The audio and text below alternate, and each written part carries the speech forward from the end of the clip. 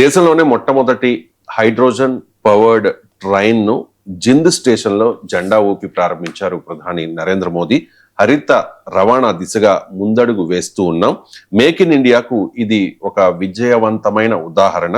సంక్షోభం ఉన్న రైల్వేలు దేశ అభివృద్ధి పరుగు ఆగిపోలేదు అంటూ ఉన్నారు మోదీ. మోదీ బయట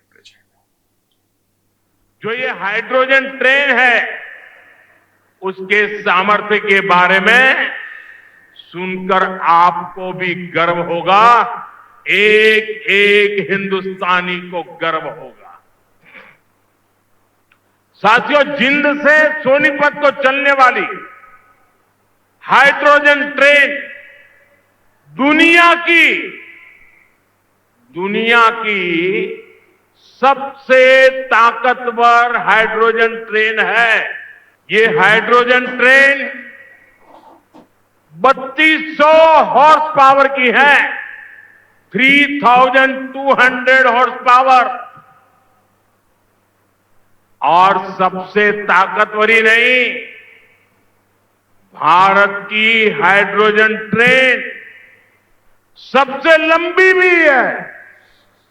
दुनिया में जहां हाइड्रोजन ट्रेन चल रही है वो 3 या 4 कोच वाली है, और भारत ने पहली बार में सीधे 10 कोच वाली हाइड्रोजन ट्रेन चलाकर दुनिया में अपना झंडा गाड़ दिया है।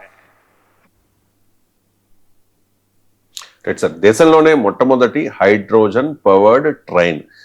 ఏంటి సార్, ఇప్పుడు దాకా వినలేదు హైడ్రోజన్ పవర్డ్ ట్రైన్. ఏంటి సార్ దీని ప్రత్యేకత ఏంటి? అంటే ప్రపంచంలో హైడ్రోజన్ ట్రైన్స్ ఉన్నాయి, మన దేశంలో మొదటిది. ప్రపంచంలో చైనా, జపాన్, సౌత్ కొరియాలో ఉంది, మీకు యూకే, ఫ్రాన్స్, ఇటలీ, ఆస్ట్రియాలో ఉంది. సో హైడ్రోజన్ ట్రైన్ అనేది ఇన్నోవేషన్ కాదు, హైడ్రోజన్ ట్రైన్ ఆల్రెడీ ప్రపంచంలో ఉంది. ఇప్పుడు మనం కూడా ప్రపంచంలో హైడ్రోజన్ ట్రైన్స్ నడుస్తున్న దేశాల సరసన చేరాం. అందువల్ల ఇది గ్రేట్ అచీవ్మెంట్. ఎందుకంటే ఇప్పుడు మీకు మొదటిది ఇది కంప్లీట్లీ మేక్ ఇన్ ఇండియా. మీకు చెన్నైలోని ఇంటగ్రేటెడ్ కోచ్ ఫ్యాక్టరీ రూపొందించింది.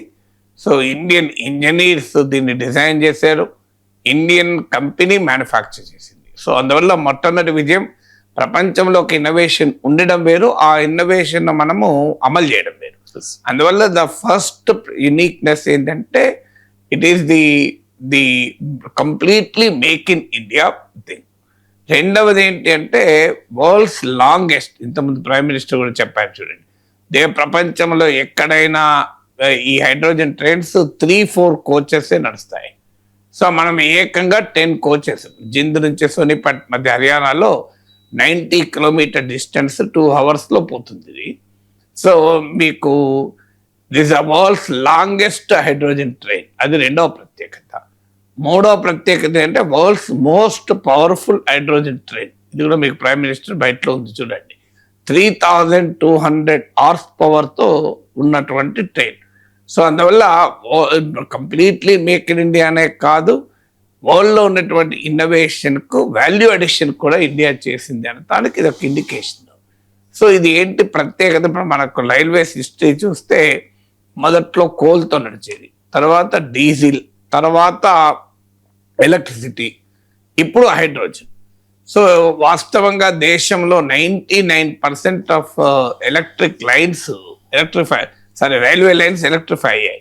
ఓన్లీ 1% మాత్రమే ఇంకా ఎలక్ట్రిఫై కాలేదు రిమోట్ ఏరియాస్లో. ఇప్పుడు అక్కడ డీజిల్ ఇంజన్స్ నడుస్తున్నాయి ఇప్పుడు.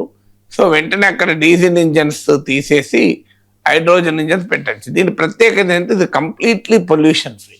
ఎందుకంటే ఇందులో స్మోక్, ఇప్పుడు మీకు బొగ్గు బర్న్ చేసినా మీకు అనివార్యంగా పొగ వస్తుంది. అలాగే డీజిల్ బర్న్ చేస్తే మీకు డీజిల్ మెటీరియల్ వేస్ట్ వస్తుంది, మీకు పొగ కంపల్సరీగా. మీకు డీజిల్ కారు కూడా చూడండి, మీకు వెనకాల పొగస్తూ ఉంటుంది. సో దీని ప్రత్యేకత ఏంటంటే ఇందులో వాటర్ వేపర్ వస్తుంది బయటికి, ఇంకేమీ రాదు. సో మీకు ఆవిరి మాత్రమే బయటకు వస్తుంది. కారణం ఇది హైడ్రోజన్తో నడిచేది కనుక. దీంట్లో ఒక 54 హైడ్రోజన్ సిలిండర్స్ ఉంటాయి. 54 హైడ్రోజన్ సిలిండర్స్ ఒక వీటిని ప్రోటానిక్ ఎంబ్రెయిన్ సెల్స్ అంటారు. మీకు ఆ టెక్నాలజీ ఏదన్నా మీకు ఫండమెంటల్ థింగ్ ఏంటంటే హైడ్రోజన్ను ఈ 54 సిలిండర్స్ ఒక స్టోర్ హౌస్ లాగా పనిచేస్తూ స్లోగా హైడ్రోజన్ రిలీజ్ చేస్తూ ఉంటుంది.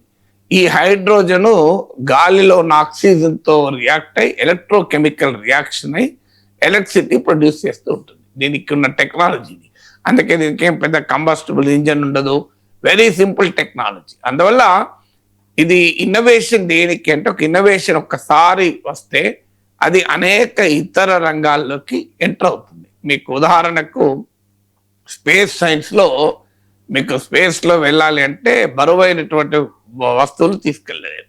సో ఏది తీసుకెళ్ళినా వీలైనంత లైట్గా ఉండాలి, లేకపోతే కాస్ట్ పెరిగిపోతుంది, ప్రాబ్లమ్స్ వస్తాయి. అందుకే స్పేస్ మెటలర్జీ అంటారు. స్పేస్ మెటలర్జీలో భాగంగా మీకు లైట్ వెయిట్ మెటీరియల్ తయారు చేస్తుంటారు. ఇప్పుడు ఒక్కసారి స్పేస్లో ఒక లైట్ వెయిట్ మెటీరియల్ తయారు చేశాక దాన్ని మీకు ఈ హ్యూమన్ ఆర్గాన్స్, కాళ్ళు, చేతులు, ఈ వీటికి ఆర్టిఫిషియల్ కృత్రిమ అవయవాల తయారీకి వాడారు. అంతకుముందు ఒక కాలు పెట్టాలంటే భయంకరమైన బరువు ఉండేది ఆ కాలు, సో కృత్రిమ కాలు. ఇప్పుడు చాలా లైట్ వెయిట్ మెటీరియల్తో ఆర్టిఫిషియల్ లిమ్స్ తయారవుతున్నాయి, కృత్రిమ కాళ్ళు తయారవుతున్నాయి.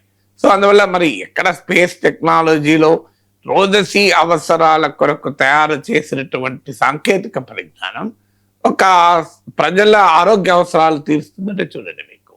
సో అలాగే కలాం, సోమరాజులు కలిసి కూడా మెడికల్ సైన్స్లో ఇన్నోవేషన్ చేశారు. ఇలా ఒక ఇన్నోవేషన్ ఏంటంటే ఒకసారి అయితే అది వివిధ రంగాల్లోకి ఎవాల్వ్ అవుతుంది. ఇప్పుడు మీకు హైడ్రోజన్ ట్రైన్ సక్సెస్ఫుల్గా రన్ అయ్యాక మీకు హైడ్రోజన్ ట్రక్కులు రన్ చేయడం పెద్ద కష్టం కాదు.